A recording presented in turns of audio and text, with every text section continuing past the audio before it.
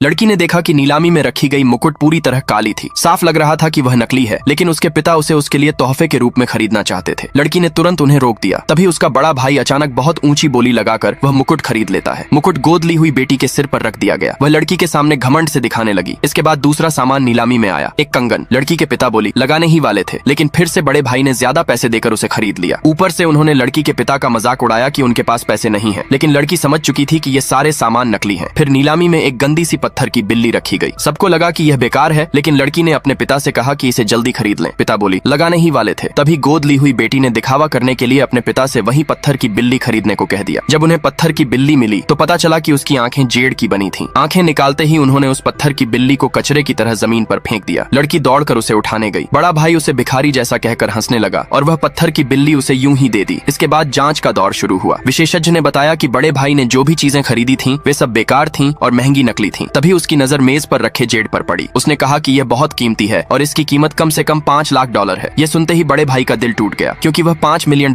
खर्च कर चुका था। तभी लड़की ने कहा कि असली खजाना उसकी पत्थर की बिल्ली है। विशेषज्ञ ने उसे तिरस्कार से देखा और कहा कि यह तो साधारण पत्थर है, लेकिन पिता को अपनी बेटी